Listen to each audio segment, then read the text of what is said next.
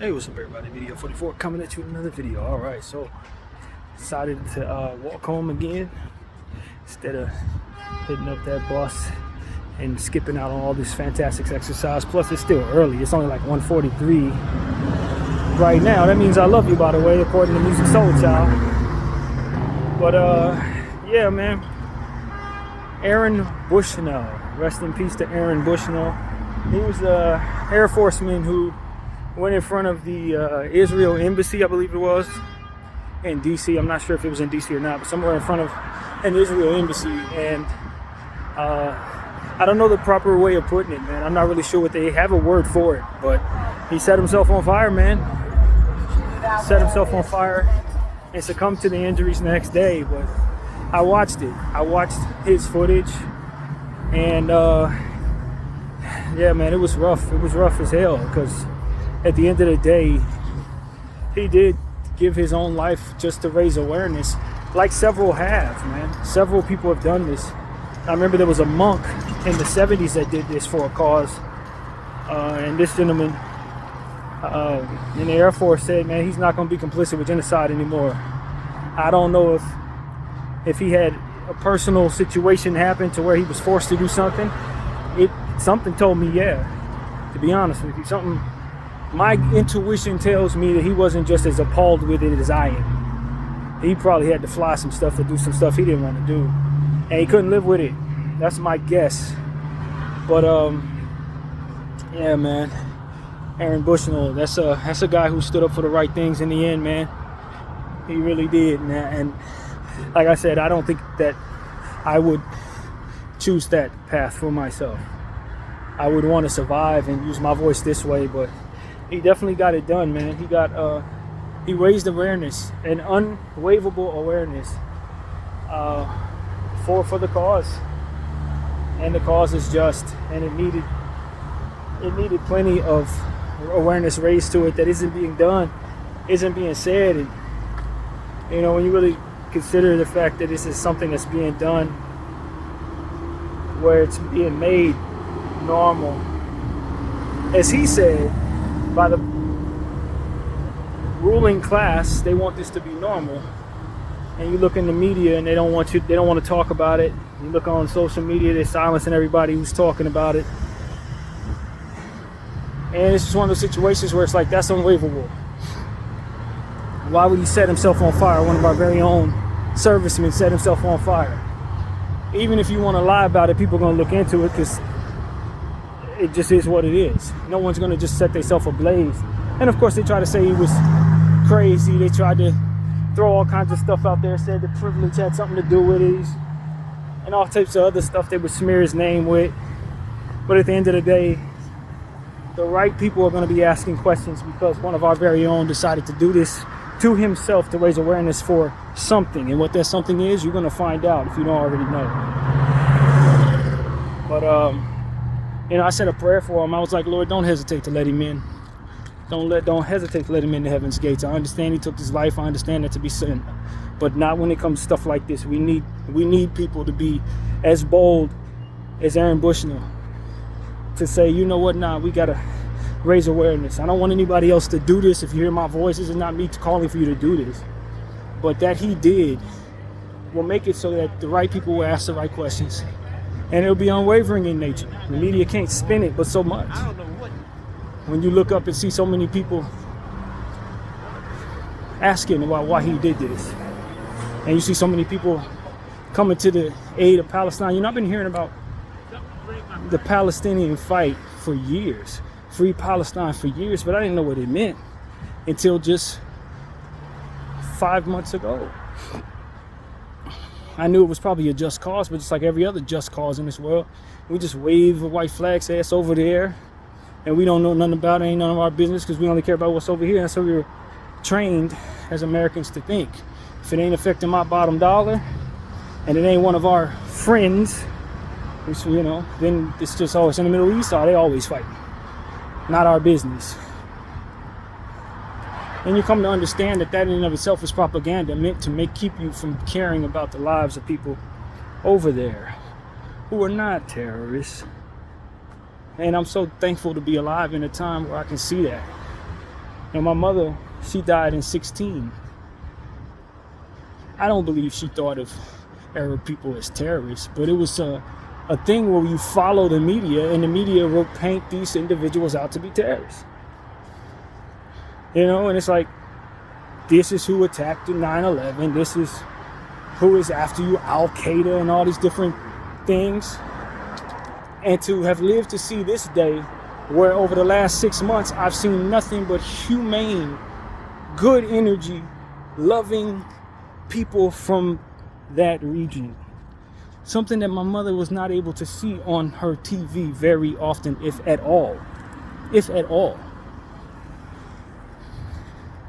And we were able to contrast the difference between the people who are telling us this, that they're terrorists, and the people who are terrorizing them, who happen to be the people who are telling us they're terrorists. I'm glad I'm alive to see this, so I can raise awareness with my own voice and say, just like my mother raised me to believe, evil has no color, just like good has no color. You're going to find good and evil everywhere. You're going to find indifferent everywhere. And you're going to find corruptible individuals in every circle, just like you're going to find unwavering individuals in every circle.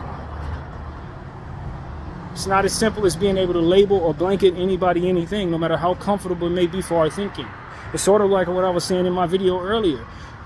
A lot of times people are stupid and lazy, or somewhere in between, to where they think everybody is something just because they've seen something. I've been treated poorly by a such and such person. Everybody like them is like that. That's lazy thinking, and it's stupid. If I'm being completely and utterly honest. And yet we've allowed our country to teach us this blanketed way of looking at people. And we walk around believing we know who we see in a lot of cases, if we're not smart enough to think outside of that, for which has been embedded in our brains. You're telling us who is who, when it's really the people who are the worst, painting all of these pictures for us about who's around us. You know, that's what comes to mind. I look at Aaron Bushnell, and he was a Caucasian man. You know what I mean? No telling what I would have thought of him if I just saw him walking down the street. What he would have thought of me in my mind, how I would have perceived him looking at me. And to think that he's one of the most honorable amongst us. You know what I mean? You can't tell who's who. You don't know who's who. You look at me, you see me walking down the street, you would never think that I've used my voice to raise awareness about this. You just think I'm another brother walking down the street. Maybe I'm a gangbanger. Maybe I'm trying to sell something to you that I shouldn't. All types of stuff that probably go through your head because of the picture that's been painted. And the actions of individuals who've played right into those stereotypes for whatever set of their own personal and messed up reasons. As I was saying earlier, man, I felt like a lot of times the environments we're in allow us to treat people poorly because we don't think too much of ourselves. Since we don't think people think anything of us, we think everybody's bad, so we be bad first. Want to lash out first, want to treat people poorly first. Want to hurt good people because they don't think good people exist. Think everybody's out to do this, everybody's out to do bad. Not everybody's nothing. Not everybody's anything. People are individuals, and you get to learn who is around you, then you realize that. And maybe you can have some influence on how good they are from here, once you show a good influence of who you are from here and teach them what you've learned from here. The human mind is a continuing learning entity. So how could it possibly be blanketed and labeled as anything and being finite and such? A lot of us just need to get out of our bubble so we realize that the world ain't what they tell us it is. And we need to realize we're not who they tell us we are. And realize that we don't have to engage in the way that we are in these bubbles that are confined and controlled and ultimately planned out in a lot of cases. I feel like a good friend of mine is shunning me out of her life because of that type of thing. She may not think much of herself. She may not think much of people like me. And as a result, someone really loves her, she treat them poorly. I legitimately think that's what's going on in my life. And it's like, if I were to think like that, in which in a lot of cases I probably do, then I take less on from the world that I should and dish out the worst of things as I do. Blocking every blessing that comes my way, shunning every potential friend, knocking people over just because I think they a certain way when they're probably not like that. Maybe I think they are, maybe they prove to me they are, but they have to prove that for it's true. Otherwise, it's just me walking around lazy-minded thinking I know everybody when I haven't met anybody. You know, so that's what comes to mind when I think about Aaron Bushnell. And he stood for something.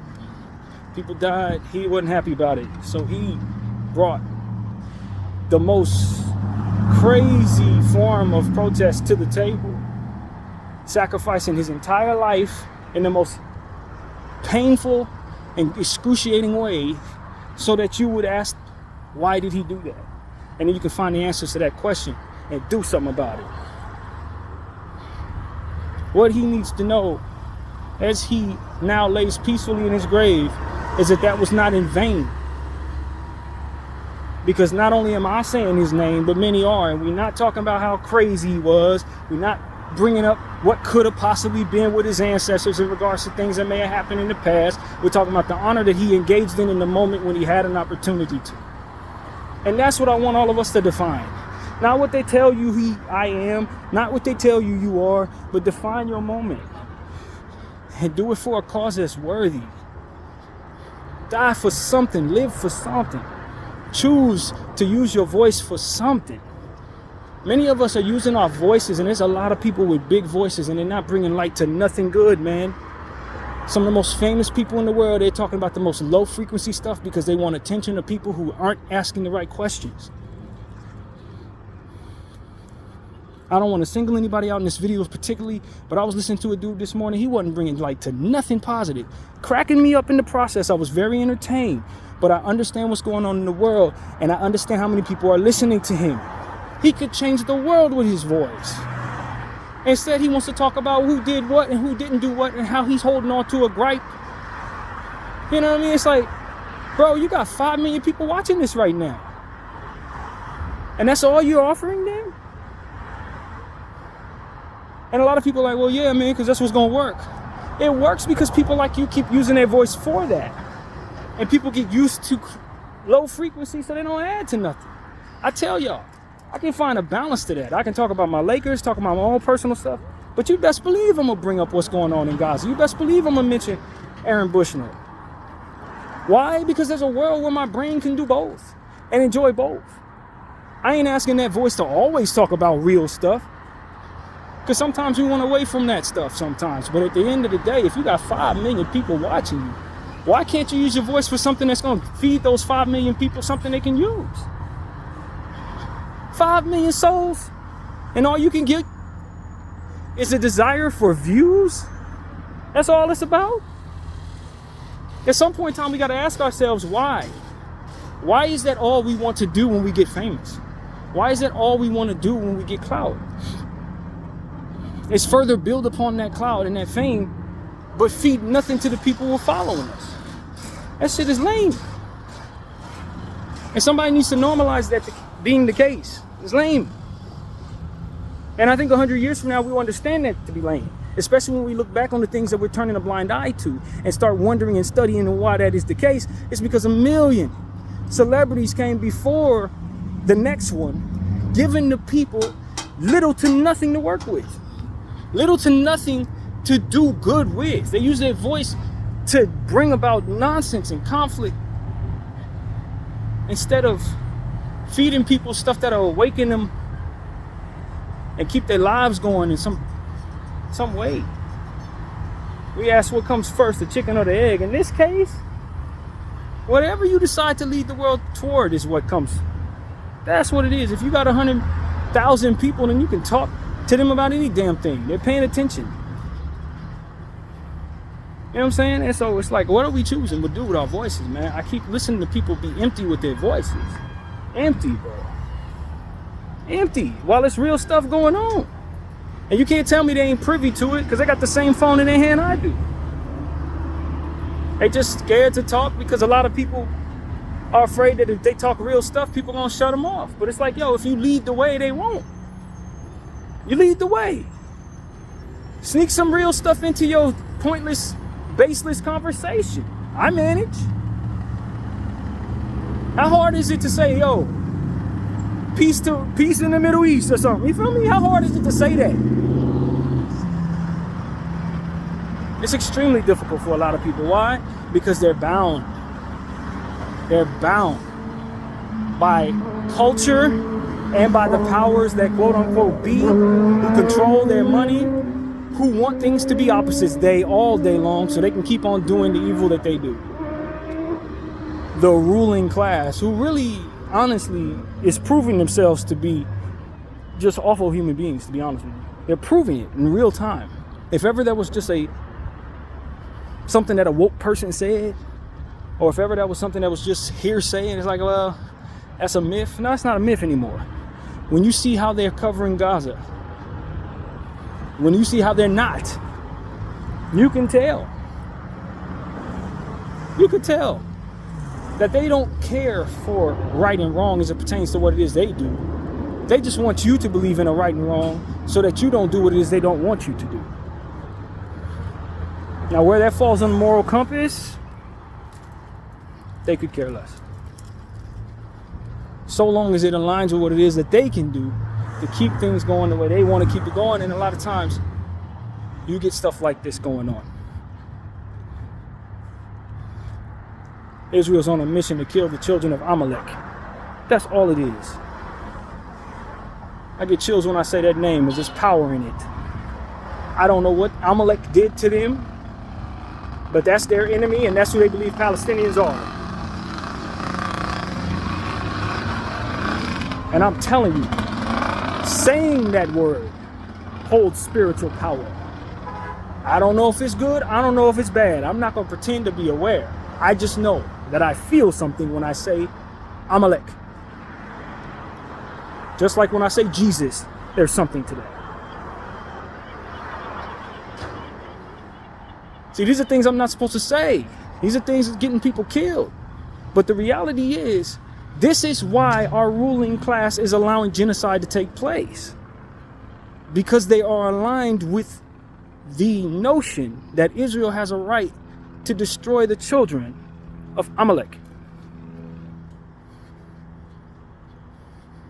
Whatever Amalek did to them, they feel like they can kill all the dudes' kids, like everybody, everywhere. And that's what this is about. It's not about no hostages. It's not about any of that. It's about Amalek and his descendants and them wanting to wipe them out. Yeah, that's exactly what it is. And look, man, I don't know nothing. All I know is that when you're in 2024 and you want to kill a bunch of kids, you don't have a good reason. Your doctrine and your book and that ruling class that allows for it to happen, y'all both are wrong. Period. I don't give a damn if he did what he did or he didn't. I don't care if he wiped y'all out 100 million years ago. You don't have a right to wipe his kids out 100 million years later. His kids didn't wipe you out. He did. If that's what it was. It's pure evil. That's all it is. And I want my Jewish friends and my Jewish brothers to tell me why y'all hid this from us but not from one another, because we know this was planned. Why was this hidden? And I know it's going to be a lot of Jewish people say, no, it's not Jewish, it's Zionist. Okay, cool, but why is this hidden? Don't act like you don't know what they're doing.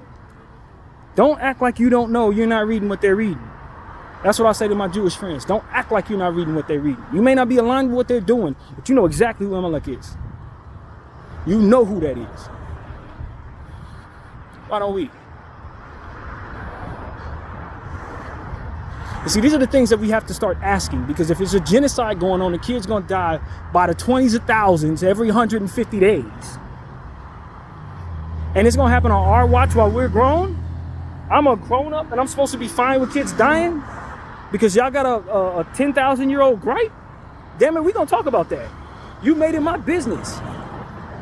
I got a right to ask, who is Amalek? Why am I supposed to hate him to the point where I'm supposed to allow you to do this? Just asking.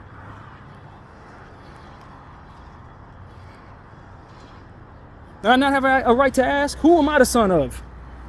Since you know everybody descended, you know they the descendants of him. Who are we the descendants of? Who are the black men and women?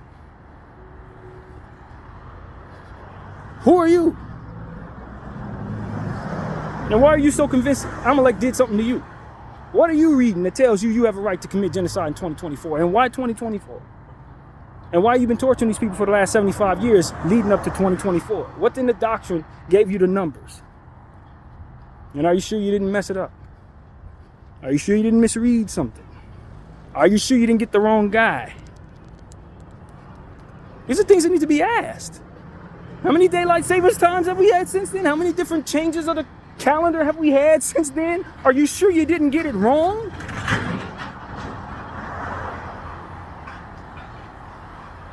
I saw something called Hebrews to Negroes. We've talked about it a lot of times. Are you sure you didn't get it wrong, though? While you're so certain that you're supposed to destroy this guy's kids, is it possible that those guys aren't his kids? Could it be possible that you, the ones who are doing evil, are actually the descendants of Amalek? Because that makes more sense to me. That makes a lot more sense to me. Since you hate the guy so much.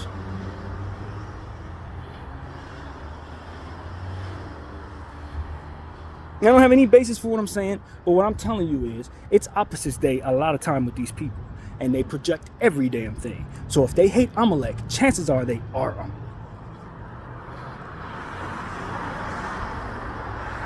But I'm not supposed to say that, because I'm just a black dude walking down the street. Please. It's time to start saying these things. We need to start having these questions answered. If they gonna do this, and we're gonna know about it, they cannot expect us not to dig and dig and dig and figure out what the hell is going on. Aaron Bushnell didn't die for nothing. He died because this is what's going on. He set himself ablaze to raise awareness for this cause, to put an end to it. And for his sacrifice and the 30,000 others, not including the 75 others displaced and, dare I say, dismembered, for all of them, I reserve the right to ask these questions and further condemn the behavior.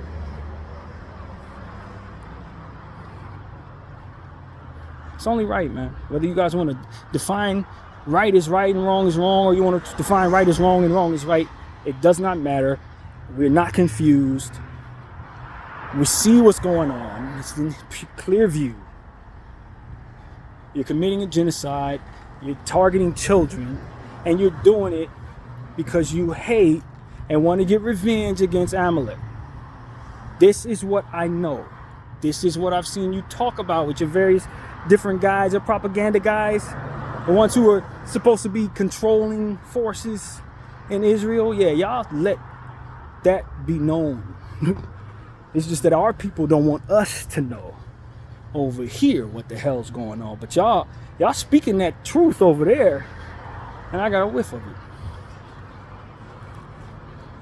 And that's why I tell all of you guys, when you see footage of our president eating ice cream, talking about, yeah, ceasefire is coming in a couple of days, I hope, know that he knows who Amalek is. Know that he knows this. And he's cool with it. Know that the people behind him know who that is, and they're cool with it. For whatever reason, whether they have a problem with Amalek or they're just trying to make a buck off the war on children. Whatever the case may be, they're moving along with Israel on this path to destroying Amalek's lineage. That is it. I ain't afraid to say nothing.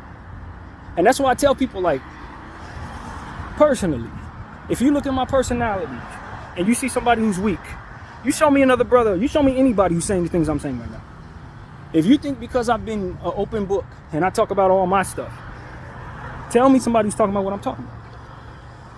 Because I never claimed to be the most tough dude or the most fearless person. Can you steal $2 for a coffee? Probably can. Give me just a second. Here you go, brother. God bless you. Same to you. I'm not the most fearless person in the world. I'm not the toughest guy. I don't have the strongest personality. I don't. But when it comes to the stuff that everybody is afraid to talk about,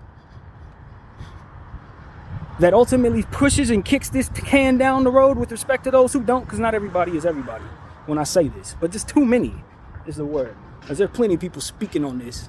Shout out to Kalani and so many others. But like, who, bro? This is not to exalt myself, to make myself strong, but it's just the point. Like, I feel like I'm being mislabeled by one of my closest friends as weak-minded. It's like, fam, I'm standing up for stuff that millions of people are afraid to talk about. How I'm weak? I'm trying to save these children every single day. Ever since I found out about it, I've been talking about this. How am I somebody that should be labeled as a pushover? A pushover? I can get killed in 3 countries for what I be talking about. 30 countries, probably. And it ain't stopping me from talking because I know God is with me. So how can I be considered weak? That's about as much as I'm going to give that. But back to the conversation at hand. At the end of the day, man, please, everybody, please. It's not about exalting my strength or exalting anyone else's strength. It's about saving these people, man. They're getting killed out there, bro. They're getting blown all the way up, man. They just like Bushnell said, whatever he just went through is only small portion of what them people going through. Babies getting blown to bits, all types of stuff. I saw a dude with his eye blown all the way up. It didn't even look real, fam. Type of stuff he going through. It's not like, what are they doing? In the name of something in a book? Come on, fam. I could write a book right now, say something else, and if you let that book stay alive for 3,000 years, people are gonna follow it like doctrine? Come on, fam. Let's not do this. Let's not act like just because it's in a book, it should be followed. Nah, fam. No. And if we're ruling our country in a way that allows for people who are ruling their country that way to fund what they're doing off of what we have, then we're horrible leaders. Never mind why that needs to happen. You should be putting some action toward not letting it happen. I will never believe in American politicians again. And you can't give me politics as it pertains to Democrats and Republicans. Because the Democrats are the ones I was raised to believe that are the good guys, and they're the ones in office letting this happen. The Republicans ain't even in office. And I'll tell you right now, if they were in office, this is exactly what would be going on. Some variation of this, Donald Trump wouldn't do nothing different. He wouldn't. For those of you trumpets out there, he wouldn't do nothing different, fam. You'd be getting the same energy. And people do not love people. What they love is being structured in such a way that it is right now. Power, money, controlled environments, controlled people.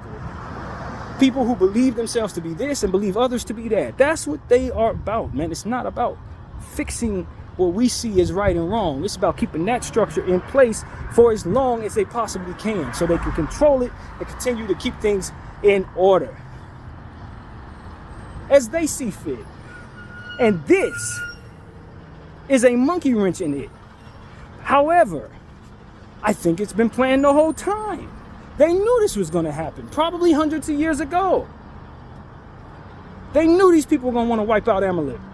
It's just a matter of when. And were we going to do anything about it when they do? What they weren't counting on is the internet being around come that day. And they didn't audible out of that plan. And as a result, that internet outed everything they're doing. This is what you're seeing. This wasn't supposed to be thought about. This was not supposed to be something any of these citizens around here are supposed to be thinking about or talking about or worried about or having a heart for. Those supposed to be terrorists. We supposed to believe in the Hamas whole thing. We supposed to believe all that. And if they killing their kids, we ain't supposed to even know what they're telling their own people. We're supposed to be too busy looking at our own celebrities, following our own sports, drinking our beer, going to our Disneyland World, Magic Mountain, whatever. We're supposed to be too wrapped up with our souls and the propaganda that they've poured onto our heads. All of the music, all of the cultures, all of the racism, we look at each other's and all this other stuff. We're supposed to be doing too much of that to be asking the questions that I've been asking for the last 30 minutes. And the fact of the matter is, what they didn't understand is that God was real. And so he wasn't going to allow them to do this without some resistance. That's why the internet exists in the time when they're doing it. That's why they're too bold to audible out of it in the presence of that internet, because they don't actually find themselves being chosen by God to pull this off. They're not actually. If they were, it wouldn't be no resistance. They just do it, clear out the place, build a huge America #2 over there, and everybody go to it 200 years from now. That's it. That's all that's supposed to happen if they really chosen. You know, resistance. Besides, if God really wanted Amalek off the earth, he'd just plague them with something. Like literally. They'd have been wiped out by COVID. Speaking of which, how the hell did they survive COVID? When you look at the conditions over there, and you look at what COVID was supposed to be, there's no way they survived that. That's why I always tell people to look back at what you just saw over the last 300 years. Everything that they told you, question it. Why? Because it is here. This is a compass for the truth of everything that they lied about. Well, if you are to be trusted, then why have you proven yourself to be untrustworthy in this situation? And if that is what it said it was, why do I trust you that you would tell me the truth now when I see how you're handling this? It all makes sense once you start looking at the stuff they told you versus what it is that you're seeing now, and how little credibility they have in telling you it. They were lying the whole time about a lot of stuff. They were lying a lot, man. They were lying about a lot. Who was doing what? Who was the terrorist? Who's around you that you shouldn't trust? Those characteristics of those people. They're lying about a lot of stuff. How much power you should have in your skin if you're white. These are things they were lying about. The border and how much pain you were going to feel if we blood open at the border, and it's just going to be nothing but bad people. Lies, fam. I see the results of those same people around me every day. It's fine. I've been seeing it my whole life. It's fine. That's why I've never been a border guy. It's literally fine. It's literally fine. I promise you it is. Legal, illegal, they're just folks, man. They've been painting them out to be bad guys since they painted out the Islam to be bad guys. It's the same thing, ain't no different, because it's the same terrorists telling you who everybody is. So of course they're gonna be like, yeah, these folks ain't no good. Let's kick them out. Let's push them out. They regular people, bro. They have been my whole life. I'm on this earth for 40 years around these folks. Ain't nothing like, yeah, we got their gangs, we got our gangs, and a lot of that stuff is stirred up by that same enemy. Pinning people against each other, force them to snitch on each other so they have them wars. Come on, man. Let's not act like we trust the people who've been stirring all this up. Putting liquor in our communities, giving us guns, giving us drugs. How the hell you think we get all this stuff? The same people who are trying to tell us to vote this way and vote that way are pouring this stuff into our communities, and then telling us the people who are stricken by those diseases that they place upon them are exactly who they tell us they are. When the reality is, they are projecting their own personalities onto the people that they ultimately want to control the narrative in regards to. And that, my friends, is something that we've now seen proof of. And that's why I get so frustrated in my own personal life when I see my good friend engaging in whatever the hell she's engaging in. It's just like, do you really know what you're in? Do you know what's going on here? Why you want what you want? Why the people around you are not able to climb out of them circumstances without doing things they ain't got no business doing? Why the world is looking at you the way it looks at you is because we got enemies who literally have painted pictures about all of us. And if we buy any of that stuff, then we're robbing ourselves of the things that we're supposed to have, like love, wealth, friendship, goodness, and opportunities. They've robbed us. Don't you see that? It's opposites day all day with these people. They're going to always tell you ain't no use in being a good person. Why? Because they don't want you to be good. They want you to be evil. So that you can be guilty enough to fall in line with everything that they talking about. Too busy being an asshole, being selfish, being manipulative, to hold them accountable for being selfish, being evil, and being manipulative. The devil always wants to convert. And this is why I want people to stop engaging in devilish behavior. Stop thinking it's cool to be a devil, fam. Because when it really comes down to it, this is what the devil's actually trying to do. Not make things cool for you and rebel against those you don't like, but paint a picture of who you shouldn't like and making yourself somebody that no one will. That's all it is. Ain't nothing to toy with. It's an agenda, and it's bigger than anything you're probably even privy to, which is why you shouldn't engage in it.